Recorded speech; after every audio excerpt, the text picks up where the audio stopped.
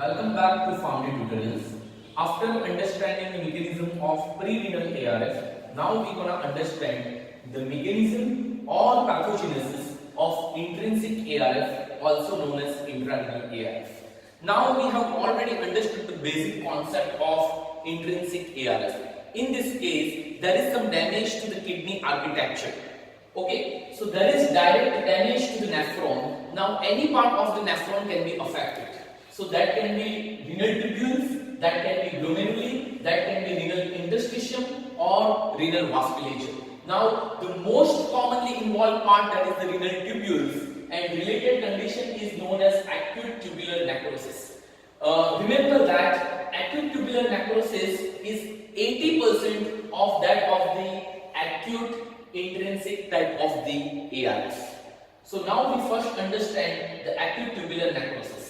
For the acute tubular necrosis, many different causes are responsible. One of the major causes, that is the ischemia, responsible for the 50% of the ATN condition. Now, how the ischemia occur? Before intrinsic, we have understand the pre-renal type of the ARF. Now, whenever there is the extension of the pre-renal type of the ARF, we can say that extended pre-renal ARF is responsible for more and more ischemia. And that ischemia would be affecting the tubules also. So there would be decreased blood supply to the tubules and tubular epithelium cell become hypoxic and ischemic. That is responsible for the necrosis of the tubular cell, and ultimately the condition arises known as acute tubular necrosis. After the ischemia, the common causes are endogenous toxins and exogenous toxins. In endogenous toxins, the major, whenever we are having the excess level of the RBCs and followed by the excess level of the hemoglobin, that hemoglobin is having tendency to accumulate inside the tubular lumen and responsible for the obstruction inside the tubular lumen. Further, it will cause the necrosis. Also, another constituent, that is the myoglobin. We have understood further that is the one of the conditions, that is the gout. In gout patient, the patient is having excess level of the uric acid. So condition is hyperuricemia. So whenever the patient is having increased level of the hyperuricemia, that is also responsible for the tubular necrosis condition. And as far as the myoglobin is concerned, that is the condition known as rhabdomyolysis. Whenever the patient is having the muscle dystrophy, muscle myopathy, and after that there would be the release of one of the major constituent of the muscles, that is the myoglobin. It is having tendency to accumulate inside the tubules and responsible for the tubular obstruction and further lead to tubular necrosis. As far as the exogenous toxins, the toxins which are coming from the outside through the ingestion, the major toxins, that is the radiocontrast media, directly toxic to the tubular epithelium. Another is ethylene glycol. It is basically an antifreeze agent and it is sweet in taste, so may be responsible for the pediatric nephrotoxicity. They are having tendency to having the ingestion, accidental ingestion of this particular chemical, and that can lead to the tubular necrosis. And another one, that is the heavy metals. Mainly lead is responsible for the tubular nephrotoxicity.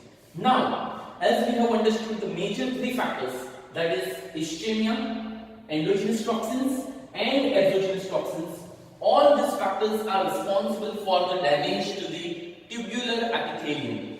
That is why there would be the necrosis and apoptosis of the tubular epithelial cell.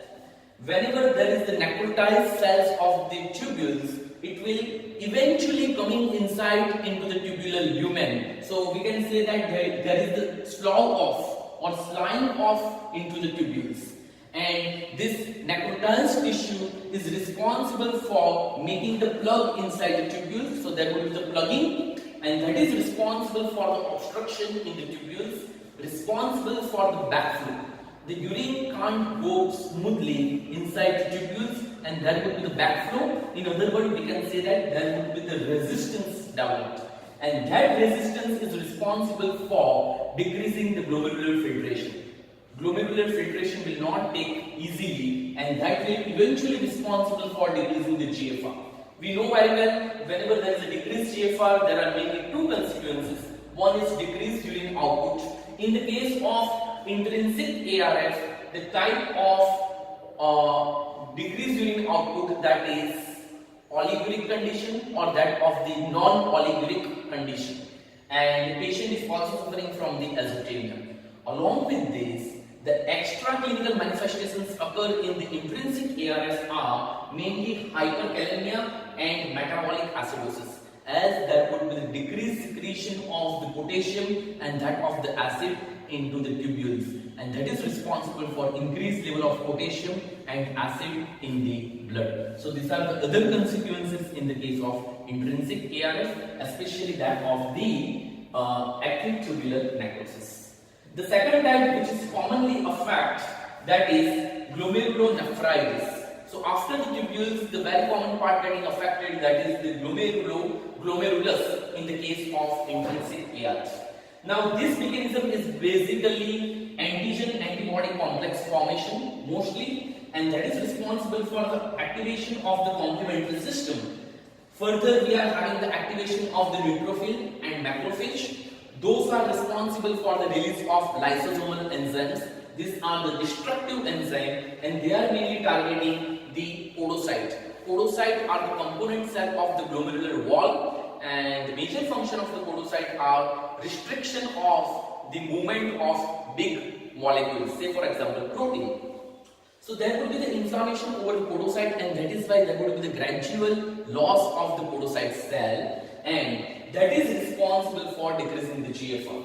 Further, we are having the same consequences, that is a decreased urine output and that of the azotemia. And in the case of glomerulonephritis, the major other consequences occur, that is excess release of the protein and that of the blood RBC from the glomerular wall. And we are having the condition known as proteinuria, excess of the protein level in the urine. Major protein would be albumin, so condition is known as albuminuria, and patient would also have the RBC cast in the urine, so condition is known as hematuria. So that is all about glomerulonephritis.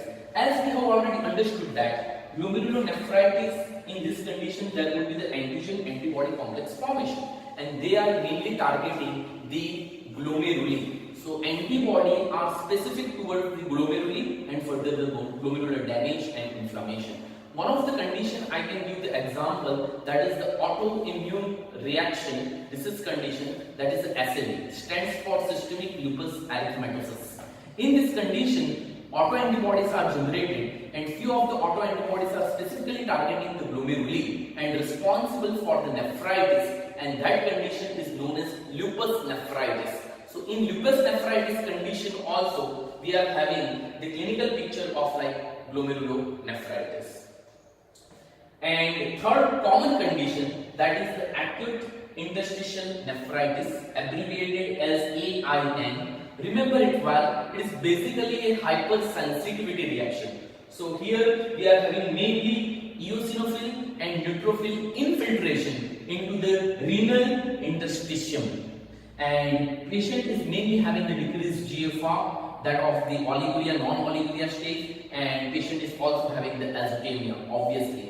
And also, as it is the hypersensitivity type of the reaction, along with the common clinical pictures of the ARS or intrinsic ARS, patient is also developing with the fever and rash, and that is quite suggestive of the acute interstitial nephritis type of the intrarenal ARS.